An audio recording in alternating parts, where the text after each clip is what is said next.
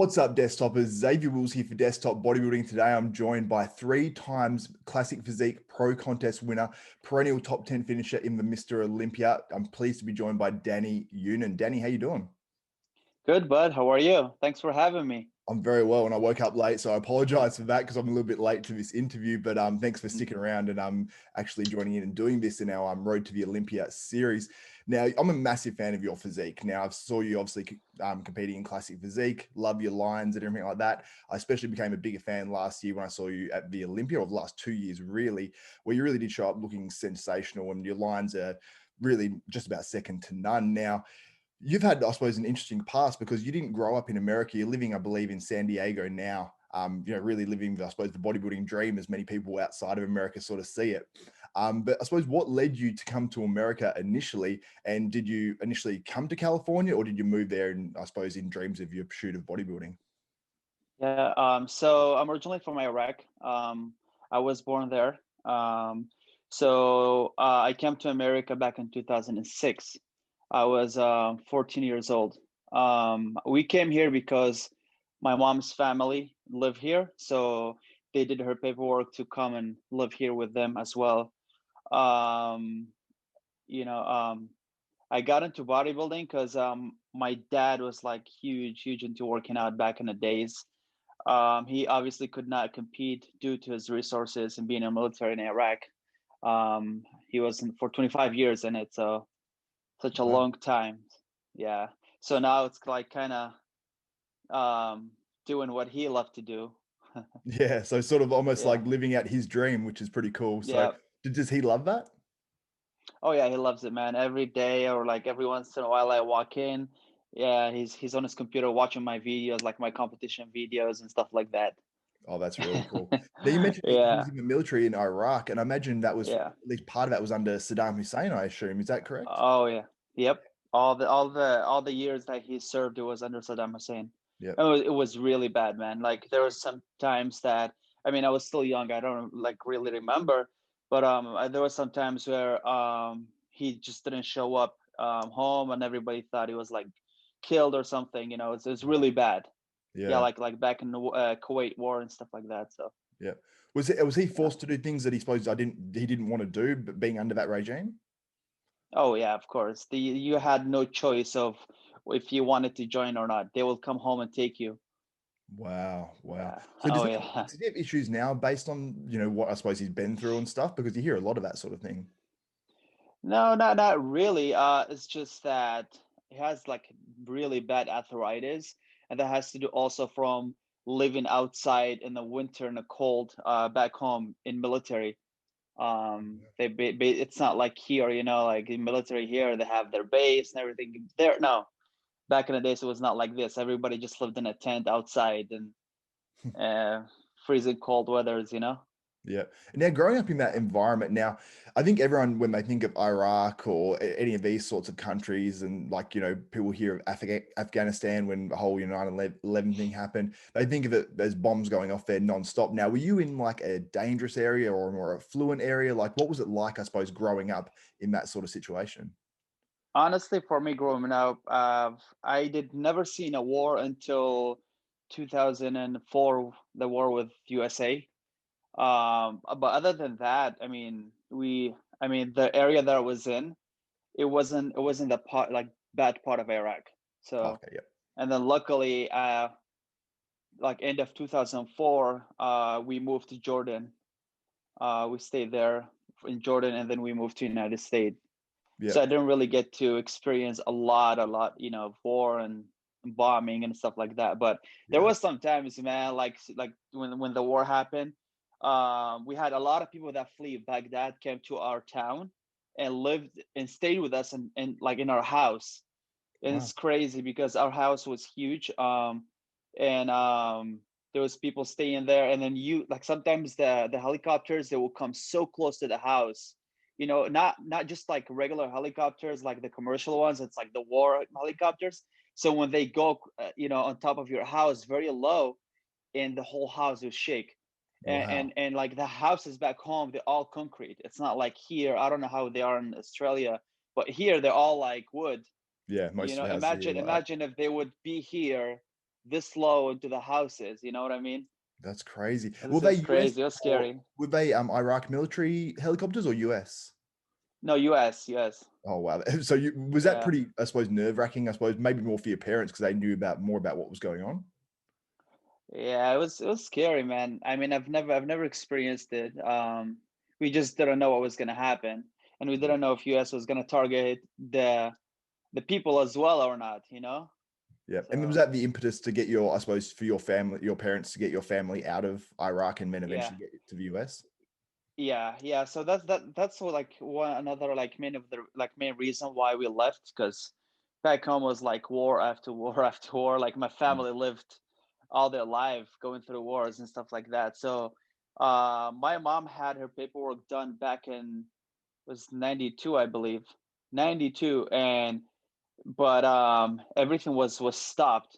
um like, they weren't allowing any people leave Iraq and come to United States. So when the war happened, everything got moved again.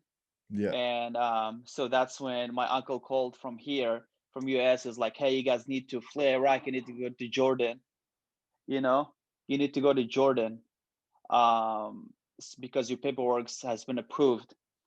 So that's what we did. We went to Jordan, and then here we are. that's crazy. So obviously you moved to America. Whereabouts in America did you move to?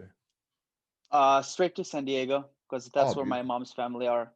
Yeah, Cool. Good love spot it. to San move to Diego's for that's for beautiful. sure. Yeah, Oh yeah, it seems like a very nice spot. I've never actually been to San Diego, but it looks beautiful. And next time I go to America, I definitely want to actually come visit that area. you But should. what It's led you, really I nice. suppose, then to bodybuilding? Did you get into it through your dad, or was it something that I suppose, you saw in America and then got influenced there? So I started working out in Jordan. I mean, obviously back home, my dad had weights at home and stuff like that.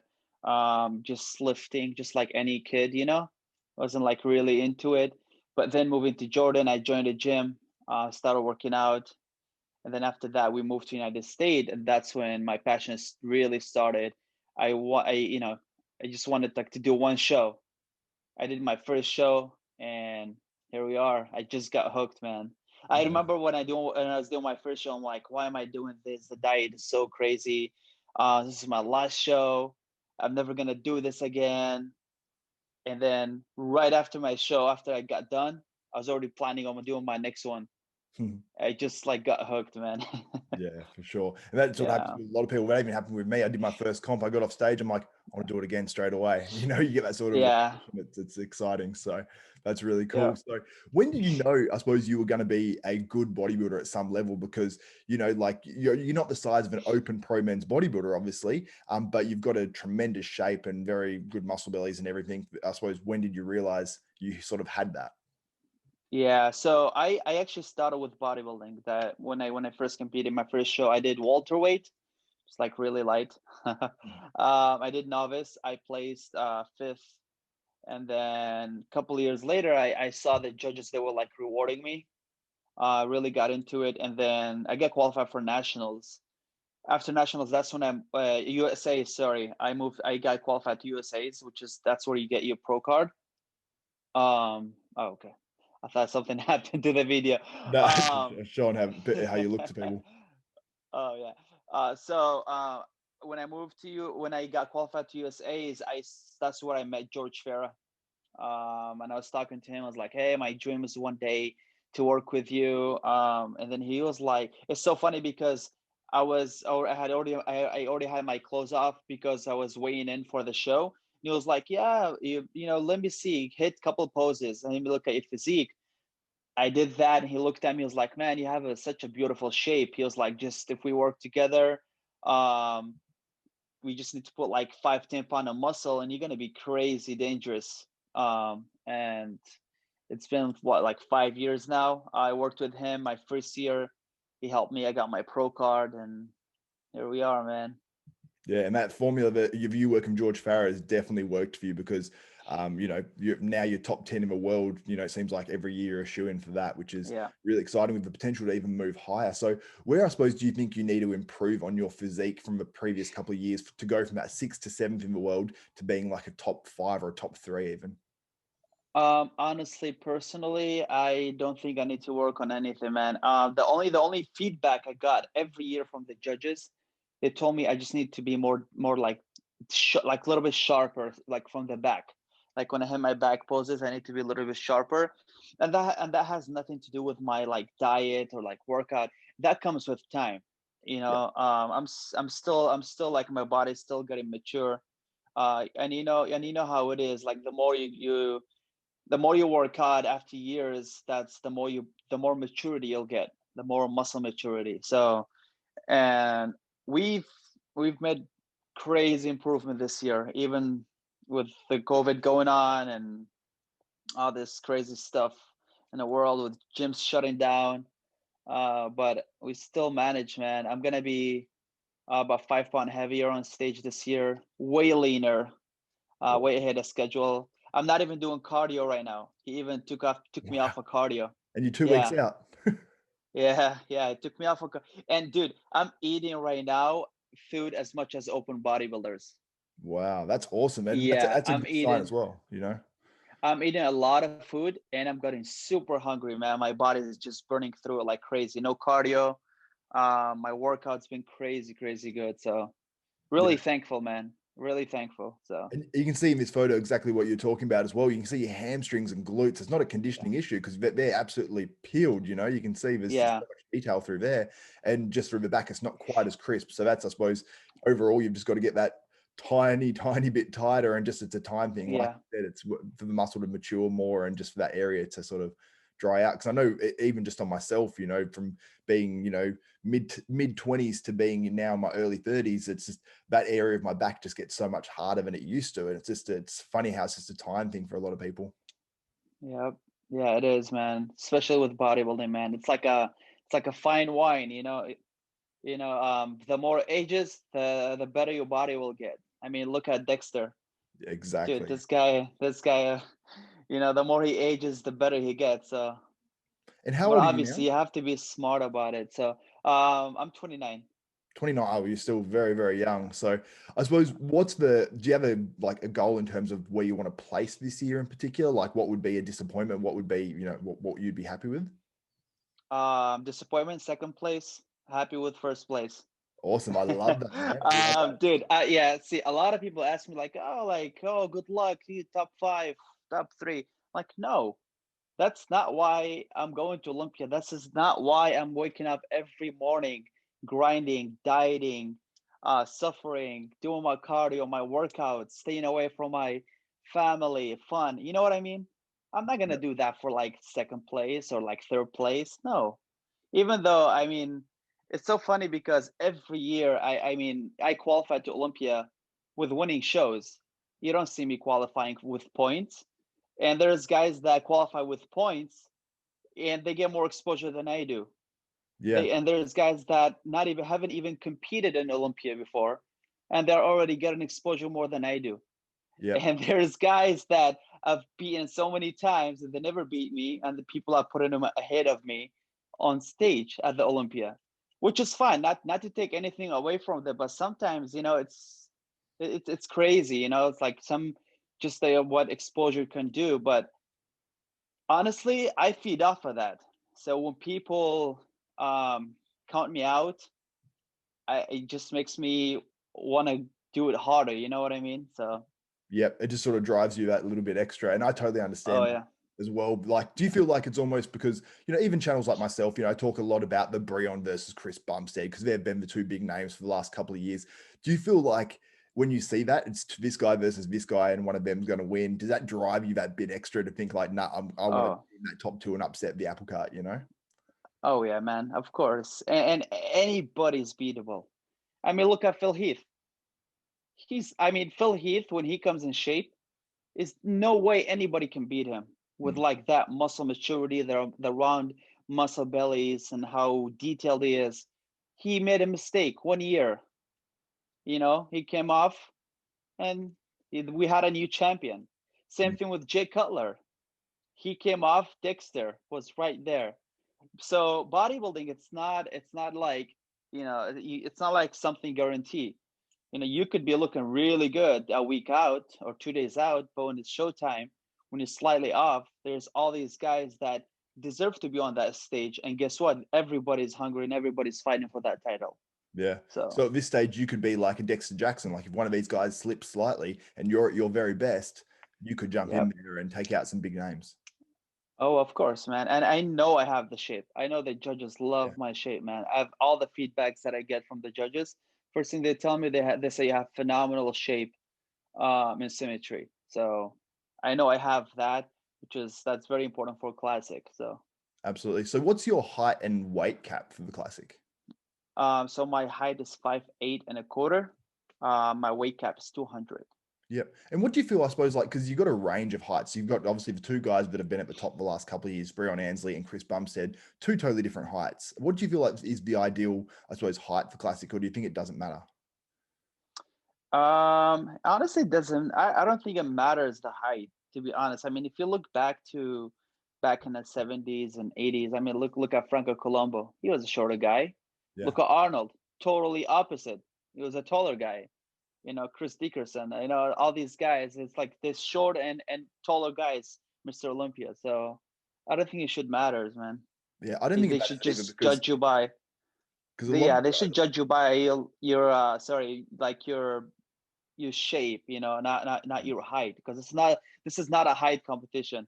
exactly. Yeah. And I like the way they've actually done the classic in terms of the weight. So, you've got tall guys like Chris that are at the top, and you've got shorter guys like Breon that are at the top as well. So I really like the way they've sort of done that. And people are saying now, oh, now they've chosen Chris Bumstead. They want the taller guys, but really he only did win by 1 point last year. So I don't know if they've quote Yeah. unquote chosen him because it was obviously extremely close. Where do you think you beat a guy like maybe like a Breon Ansley or a Chris Bumstead with your physique? Is it overall balance, or what do you think it is? Definitely overall balance in my physique. I don't have any gaps, man. I mean, I'm not just saying this because it's me, but I when I look at my pictures, and well, like if you look at my pictures, you don't see gaps in my physique. Mm, Yes, I could be a little bit bigger, a little bit more detailed, but I'm not missing any body parts, yeah. and that works towards my advantage. Compared to the other guys, honestly, most of them do have a lot of missing body parts. For sure. You And know, when, I suppose, like, what are you planning on? I suppose, what's the plan from now, 2 weeks out from the 2020 Olympia to actual show days? There, do you want to get a little bit crisper, or is it about just coasting in at this point? What's the plan? honestly, I'm ready, man. I mean, I would love to. Of course, we always aim to be even leaner and more detailed. But so now we're just kind of cruising in, man.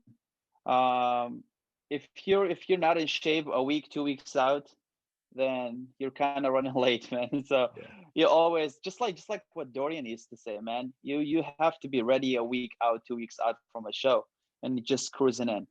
You yeah, don't want to be 2 weeks out, 1 week out, and then you start cutting all those carbs, pounding cardio. So there's some guys that are doing like hour, 2 hour a day cardio. it's Man, crazy. they're like, you have a life. You can't be in the gym all day working out 2 times a day, doing cardio 2 times a day, doing your posing.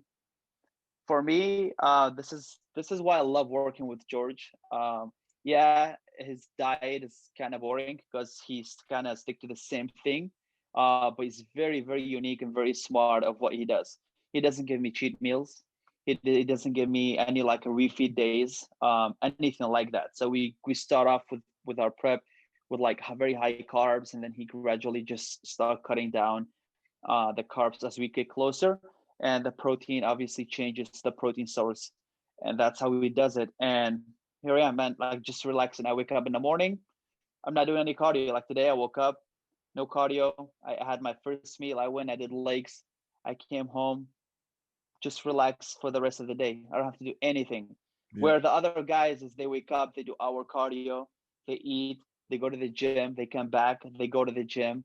I mean, they come back, they eat, they go to the gym again for cardio, they do posing, they do all that. It's just exhausting, man. yeah. That You sounds like know, Breon I Ansley's that's lifestyle not, right now. Breon Ansley said he's doing like yeah, hours of opposing a day, hours of cardio training, and I know his weight cap. He's still got like 6, 7 pounds to go. yeah. So yeah, it's craziness because Well, obviously that's what happens when you gain 20, 25 pound on off season trying to get big, why would you want to gain 20, 25 pound on off season, and then when it's contest time, you're going to be suffering? It's not only bad for your health, but also bad for your mentally, you know? Yeah, So absolutely. Now, would you always stay in classic physique, or do you ever have dreams of moving to the open and pursuing that? my ultimate goal always been open bodybuilding.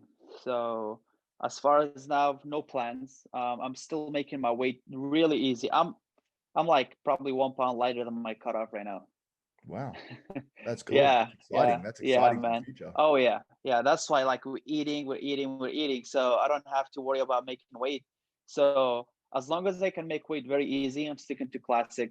And then obviously if I start having a hard time making classic, or if I feel like the judges don't like my physique as much for classic anymore, then obviously I'm gonna move up one step, like 212, and do see how I do there, and then from there maybe move to open. But as long as I can make classic, um, and as long as I can still place high in classic, so I'll probably stick to it because I really don't want to push my body to the extreme, you know.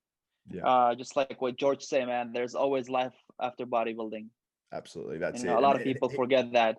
he has experience in that too, obviously going through, cancer and Yeah. cancer treatment, the last couple of years as well. So he has that extra perspective, I guess, as well. And if you haven't made the weight limit and you're not even struggling really to get down to it, then why not stay in classic for a few more years and just really cap out that weight limit and be your very, very best in that class? I mean, that makes total sense. Oh yeah, it's so crazy because every year when I go to like weigh-ins, I see these guys are like like all the competitors, like most of them, man.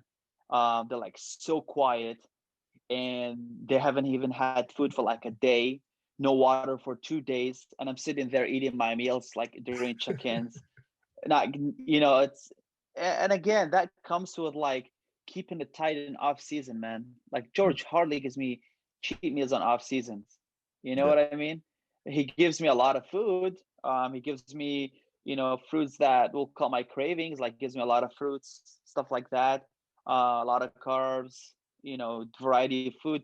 But and that honestly, when you eat clean and but like a good amount, and then you throw in some like sugars, like a simple sugars like fruits, you don't really crave anything. I mean, Yeah. once in a while, if I go out with my fiance, or when I go out with friends, then I have something here and there. But other than that, it's always been clean eating, man.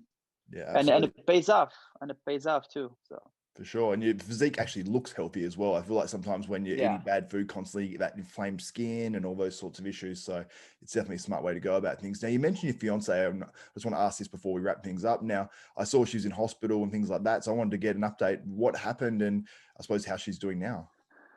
yeah, that's crazy, man. So when was it? About 5 weeks out from Olympia. She lives in Orange County. She's about an hour and a half, an hour away from me. She lives with her parents. So she comes down every weekend. She comes out every weekend to stay with me. So she came down on Friday. We went to the gym. We came back. Everything was normal. And then that night we sat down to watch a movie.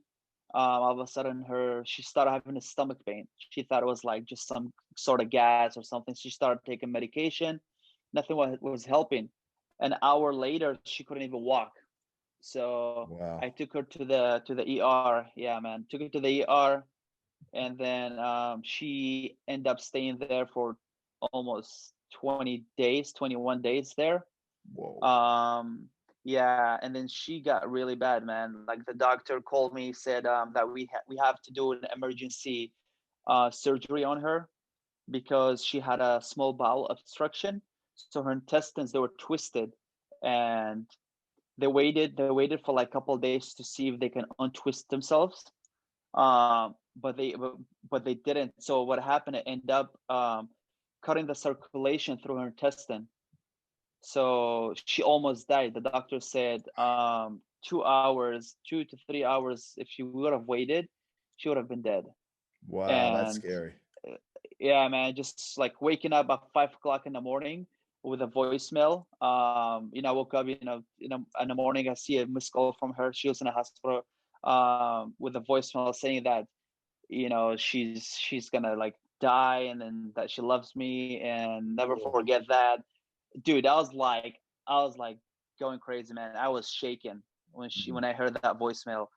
And imagine being on prep with all that going on, and it's hard, man. Mm. This year been really, really crazy. Very tough times. With a lot of things, I really don't want to talk about them right now because I don't want people to think like, oh, making up excuses. No, I'm still working, man. I'm still working really, really hard. And I'm really thankful for her too, because she's been very supportive, man. I was going to the hospital to visit her, and she would actually tell me to leave to go to the gym. You know, she would tell me, hey, did you bring your meals with you? When was the last time you ate? Have you been practicing your posing routine?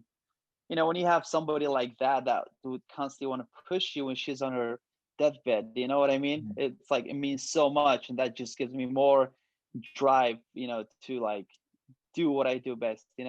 Yeah. So And I suppose in a situation where if you went in there and you had all your meals and you're eating your meals without her saying that, you might feel a little bit guilty. But the fact that she's saying, have you got them? It makes it makes it easier for you, I guess. yeah, Stuff, and which is really cool. yeah, especially when she's there for 20 days with no food. She was on an No IV. food. Wow. Yeah, no food or liquid. No food That's or liquid for crazy. like 20 days. Yeah.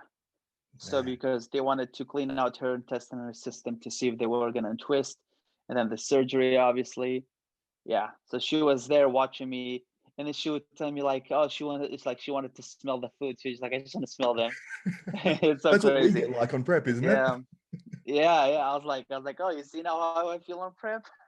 That's funny. But yeah, man, with everything that happened, I'm still very thankful, man. I'm still doing what I love to do, and you know, it's just thank God for everything, bro. Yeah. And she's okay now? She's totally fine. She's home. She's recovering. Oh, awesome. Um, yeah, I haven't gone up and see her because I told her that, and she also told me that she wants me to focus. And in a couple weeks, I'll get to be with her, man. So we'll see. Oh, that's awesome. But she's Reminds doing me a very little bit well. in a different way of how Brandon Curry's over in Kuwait, and then he gets to come home for the Olympia and he gets to see his family Yeah, again and stuff. So it's almost like a somewhat similar situation for you. And I think yeah, having that sort of solitude where you're sort of by yourself and you've got that sort of goal. I suppose you really have no outside distraction. So, guys like yourself, guys like Brandon and other guys that do the same thing, Rolly and whatnot as well in Kuwait, had that sort of one-tracked mind and were actually able to do that, which for a lot of the competitors is pretty tough because a lot of guys have to have jobs outside of bodybuilding and things as well, apart from the top guys in open. So I think that's really yeah. cool that you're able to have that. So that's really cool. So Danny, do you want to thank any sponsors before we wrap this interview up?